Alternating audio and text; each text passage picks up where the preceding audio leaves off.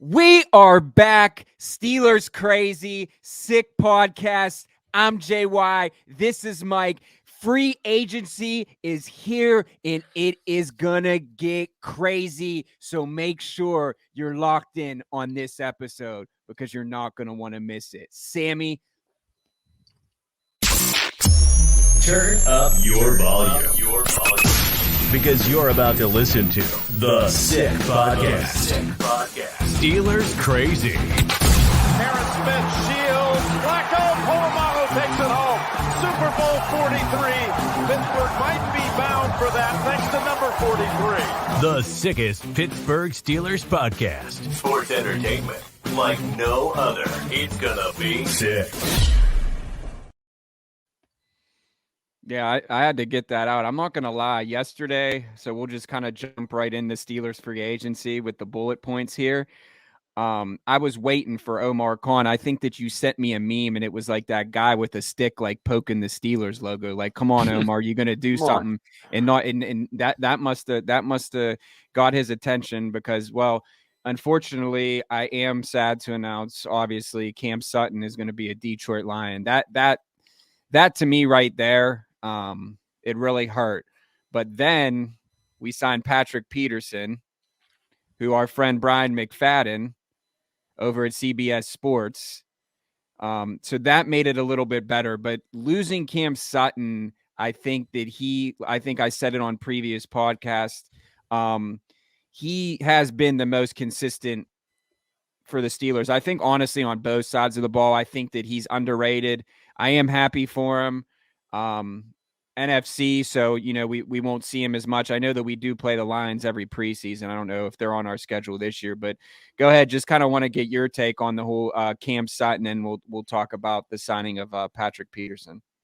Free agency Monday is always crazy. I couldn't sleep on Sunday going into it. My Twitter fingers are tired, bro. They are tired right now. Early onset arthritis, whatever you want to call it. Got an ice pack right now on my knuckles. I took it off just for the show. Cam Sutton, it hurts. It does. I thought he was a lock to come back. I'm sure you did as well. I think most Steeler pundits, analysts, fans, anyone around the team, from the people we knew, they were telling us, and credible sources, that they were telling us that they were working on a contract. Yeah, but that he was. I don't know. No one will. I don't think no one will really ever know what goes on behind closed doors. So it's just, he was priority one is what we heard, and kind of what we assumed because of his positional versatility, because of his age. Yeah, really pulling a 180 on us, swapping out Cam Sutton for Patrick Peterson in terms of age. But it was reported today, Post-Gazette's Jerry Dulac, that the Steelers kind of lowballed him, and I'm surprised by that, considering what he brought to the team. Like I said, his youth, his versatility. I like Patrick Peterson. We'll get into him in a second, but I think the Steelers got worse yesterday. I really do. I think losing Cam Sutton and replacing him with Patrick Peterson means they got worse. Cam Sutton, to me, is a better player. He's more versatile. It doesn't mean Pat Pete is not good or versatile in his own right, but he's primarily an outside corner. He's somebody who's going to be 33 when the season starts. Cam Sutton's simply a better player. There's a reason he got $11 million a year. Do you look at it as like a Joe Hayden type deal? Like, that's where I kind of was at on this. And I'll make the analogy that I think around the same time the Steelers brought Joe Hayden in, they lost Mike Hilton. And I thought Joe Hayden was a tremendous addition. The leader, I thought it was a huge mistake by the Browns to let him go. And then he went on to torment them for a little while, actually winning football games with the Steelers instead of taking L's with the Browns. And so I do see some similarities. I really do between Hayden and Peterson. And if Peterson works out like Hayden, hell yeah. I mean, that's a W. I just don't know if he's still going to have it. I think Hayden around 32 before last season, called it quits. I know some other guys recently around 32, their game really fell off. I'm excited to see what Pat Peterson can bring to the table, but for me, the Steelers got worse. I think just like during the Mike Hilton situation previously, it reminds me of a very similar situation. They should have brought back Mike Hilton. He's a guy that's tormented him on the Bengals, helped the Bengals get to AFC Championship games, Super Bowls. I wish he would have still been in black and gold. I just hope we're not feeling the exact same way about Cameron Sutton a few years from now. Yeah. If the Lions are playing in championship games, it's a good team over there. Because I certainly think we could feel that way. Yeah, I mean, I was really bummed, but I think that Patrick Peterson, I think that he could be kind of like Joe Hayden, finish out his career and provide some veteran leadership in the locker room. I know that he's definitely a better locker room guy than Jalen Ramsey, so I was glad that we passed on him. But yeah, man, I mean, I'm excited though to just see Patrick Peterson in black and gold. But I will say this, and I will allude to this. I think this indicates, if I was doing a mock draft and Joey Porter Jr. is now available at 17, I think you have to take him. I mean, you look at that cornerback room now. Kilo Witherspoon and some of those other guys, they're good, but we need that playmaker. And losing Cam Sutton, like you said, he was so versatile. He was all over the place and probably the most consistent player on the past, as long as he's been a Steeler on both sides of the ball. So I just feel that this is a big loss. I have to, I like to argue with you sometimes, a good debate, but I think that the Steelers unfortunately got worse yesterday. But that's nothing against Patrick Peterson, because man, the dude's an 8-time Pro Bowler, probably going to be in the Hall of Fame. Hall of Fame, no doubt about it. Had a great career with the Cardinals, was good on the Vikings. Just a playmaker, man. And I think that he can reel in some interceptions and still contribute to this. It's just, I don't know if he's going to have as much contributing factors as Cam Sutton would. And yeah, man, it kind of baffles me that the Steelers would lowball him on that.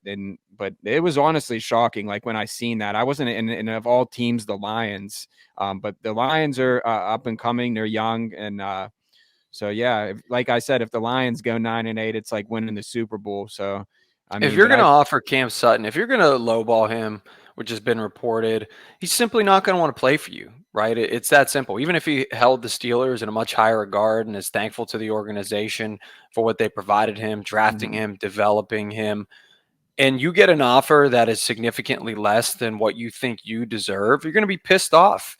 You're going to think to yourself, why am I undervalued here? If other teams see me as an $11, $12 million a year guy, why are you offering me $7 million? Why are you offering me a little more than Patrick Peterson, a 32-year-old?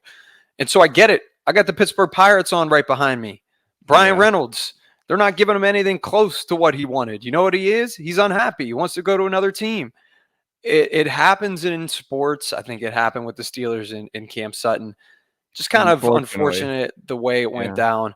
But at the end of the day, sure, it's not the end of the entire world. They didn't lose T.J. Watt. They didn't lose Minkah Fitzpatrick. They didn't lose Najee Harris, Kenny Pickett, George Pickens. The team can sustain it. You and I would have just preferred Cam Sutton, obviously, being a member of the Pittsburgh Steelers for next handful. Yeah, I mean, I think that should have been their number one priority before anything else, before signing anyone else. I think that, and also I think Alex Highsmith long-term deal. He proved himself recently. So on that note, what else needs to be done? Terrell Edmonds, Larry Ogunjobi, DeMonte Casey. I think he just got a 2-year deal, and then what we signed Nate Herbig from the Eagles, and it's always good. I think he's a guard. He's a guard. Spent some time with the Eagles and the Jets. A dude who Steelers' new front office guru Andy Weidel had under his wing, if you will, with the Philadelphia Eagles over there. I see what you did there. Yeah, he reminds me of Mason Cole from last year. He's a veteran. He's experienced. Yeah, good. Just a solid, consistent player. His ceiling is not incredible. He's not going to come in and absolutely be earth-shattering, be this Pro Bowl guard, but he's going to be really consistent like Mason Cole was. And he's not going to have, the bad moments that the guys like Kevin Dotson have provided, unfortunately, over the past couple of seasons. So I think you can immediately connect the dots that he's probably going to take his spot And we'll see. I still fully anticipate the Steelers to draft a guard at some point, and for sure a tackle as well. So Herbig's here, cool signing. Casey's back. Definitely, if you lose a guy like Sutton, you want a guy in the back end that can fill that slot role. Casey played it a lot of last year when he was healthy. He was only healthy for a handful of games, but Trey Norwood's development has gone backwards, so Casey was really important to bring back. Yeah. You said it. What do they need? Inside linebacker. That's where they should be focused right now. No question about it. In my opinion, Devin Bush is gone. Miles Jack could be gone. I heard they're probably going to bring back Robert Spillane, which is smart. That's another guy. You just know what you're going to get from him. He's a fan of the Steelers Crazy podcast. Come on now. You know, we want Spilly back, but you also need a really good linebacker next to him, whether it's a guy like Leighton Vander Esch. Somebody threw out Bobby Wagner. If you're going to sign 32-year-old Patrick Peterson, you're not going to be ageist. Let's not be ageist here then. Go and sign Bobby Wagner, too. Bring in another vet who can still play, who played really well with the Rams last season.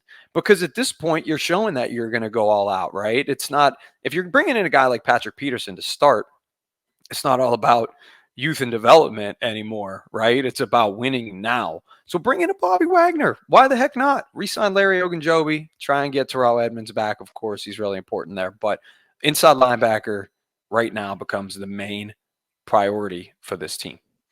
Yeah, can you see the Steelers making – I know we talked off air a little bit about it, like making any more free agency splashes, or you think it's kind of just that's what it is right now? They don't have a ton of cap remaining, but they'll probably at least sign one more guy, and I expect it to be Terrell Edmonds, Larry Ogunjobi could be retained, and then an inside linebacker, like I said. Those are the three moves. I want to say one more guy from outside of the Steelers team last year. If they bring back Ogunjobi and Edmonds, good moves that should be made, and then I would say one other guy, an inside linebacker, that can, fill Devin Bush's spot, which desperately needs filled. It hasn't been filled since Ryan Shazier left, man. I got him right behind me. I rep Shazier on the daily. Great player, great person, still a big time, philanthropist in the Pittsburgh area. They never filled that spot, man. Like draft certainly can be an option too. We had Day and Henley on. Wouldn't we love to see him in black and gold? Yeah. I mean, the draft's going to be coming up, and I think that, like you said, I think signing Edmonds and Larry Ogunjobi would be what you need to do. It's just we got to sign some of the guys. I know that the cap space isn't what we want it to be, but, I think on offense rather than, a few key – and that's another thing too, kind of just to dip into the draft a little bit. I was reading up on some stuff. Do you think that the Steelers do need to draft a running back? Do you think Jaylen Warren is the all-in, is that he can produce like he did last year?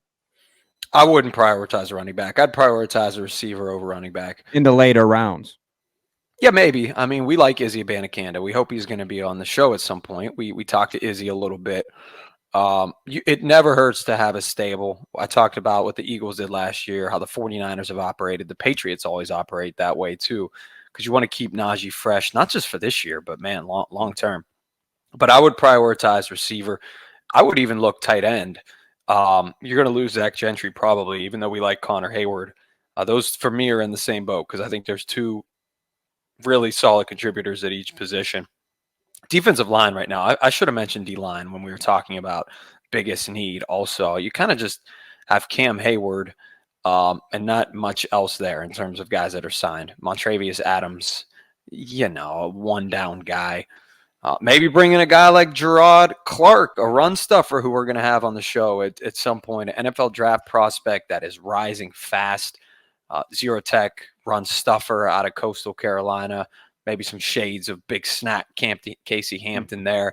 That would be sweet. I miss those days. I miss those days, man. I think though another receiver is in play at some point. Deontay Pickens, we like Calvin. I have so many questions about Calvin Austin III. He's like 5'7", 170 pounds, soaking wet. I just don't know if his body will hold up outside of kick returns and punt returns in the NFL. You're taller than him, I think. Yeah, I'm about the same height. I just not as fast. Isn't that kind of crazy when you think about that, though? On an NFL field, like that Yeah. height, Well, I like mean, you that. look at like someone like what Ryan Switzer wasn't that tall either. I think I'm exaggerating with 5'7". I think he's a 5'10", 5'9", 5'10", but Yeah, we'll give him he is. 5'10". We'll give him 5'10" if you round up. I'm sure, just like Bryce Young at Alabama, his profile, Alabama put like he's 6'3" or something like that, and he measured in at barely under 6 feet. Like, it's smart. Organizations know what they're doing, putting things like that on guys' profiles. Yeah. I'm gonna put on my profile 6'4". You should put 6'1" on our sick crazy Steelers 6'1" crazy at heart. podcast bio. Yeah, so D line Yeah. important though. So I wanted to kind of touch on this too. So with free agency going on, the AFC North. What are your early? I know it's super early. It's not even officially spring yet, but where do you see the Steelers right now? If the season started today, where would you pick the Steelers at as far as maybe like the power rankings do it, the teams? I just kind of wanted to get your take on that because it's always interesting. I mean, obviously, a lot can happen. Lamar Jackson could leave. We don't know what we're going to get with Deshaun Watson and the Bengals. The Bengals are the Bengals. So a lot of it is dependent on Lamar Jackson for me. The Ravens with Lamar Jackson are a threat. They made the playoffs last year without Lamar Jackson, with Tyler Huntley, and almost beat the Bengals in the first round, a team that went on to the AFC Championship game.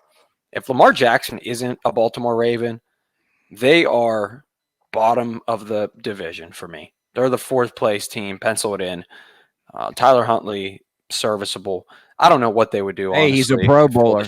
He's a oh gosh, don't get me started on that, man. I think they were going to ask me to come and be in the Pro Bowl soon. The way they were just adding everyone this year, they might have told me and Sammy, head on out. I think he had 3 touchdown passes and was a Pro Bowler. Yeah. So that for me is a big key.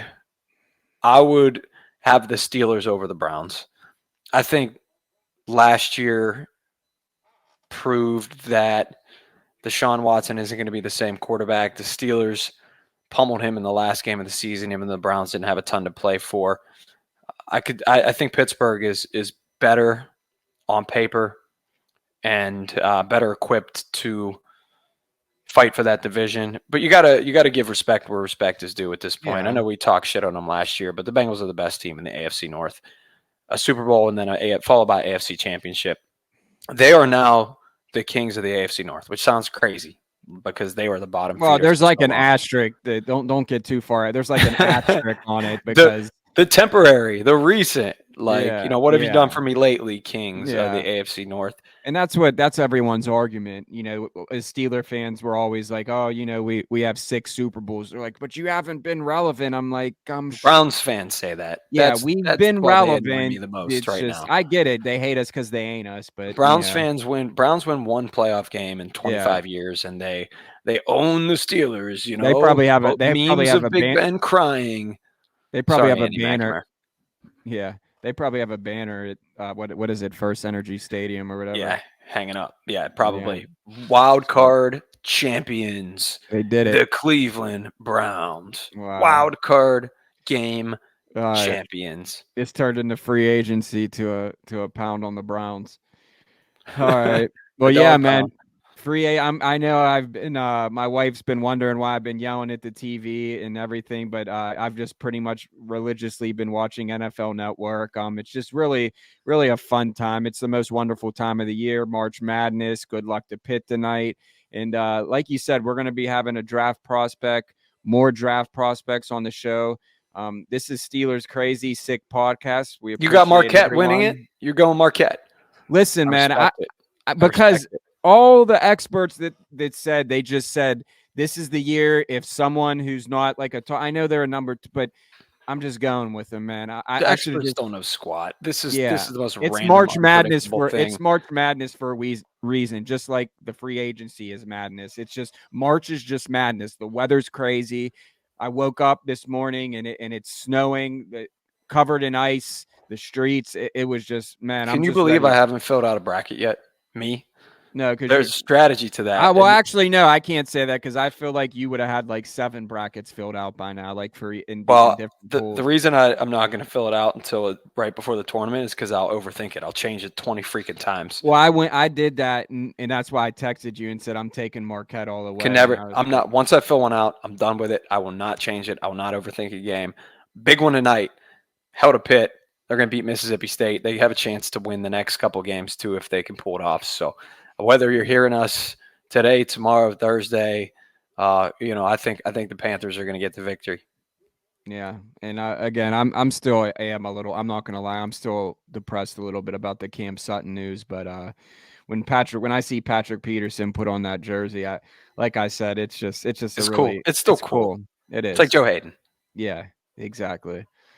All right. Well, I know you're going to Mexico, so I hope you have fun there. Just make sure that you drink bottled water, and we'll get you back in one piece and enjoy yourself. Good point. Yeah, Montezuma's revenge. I don't want that. I'll be sicker than. There's maybe you can make sure you bring some Steeler Crazy scan cards out there because I know that Steeler Crazy Mexico. I mean, they have their own reporter. It does. I think Najee Harris. He took the mic from him. I think I don't know if he's a reporter anymore. Yeah, he follows me on Twitter. I should message him and say, hey, my friend Mike wanted to link up and do a Steelers Crazy Spanish podcast. I think I got to work on my Spanish then. But hasta luego. We'll get you Rosetta Stone. As always, I'm JY. This is Michael Nicastro, and this is another episode of Free Agent Craziness. Best of luck to Cam Sutton, man. Class act. But it's Patrick Peterson era. We're going to get that one for the thumb, Kenny. Hey? And that's a wrap. Hope you don't miss us too much until next time. Follow the Sick Podcast Steelers Crazy on YouTube, Instagram, Facebook, Google Play, and Apple Podcasts.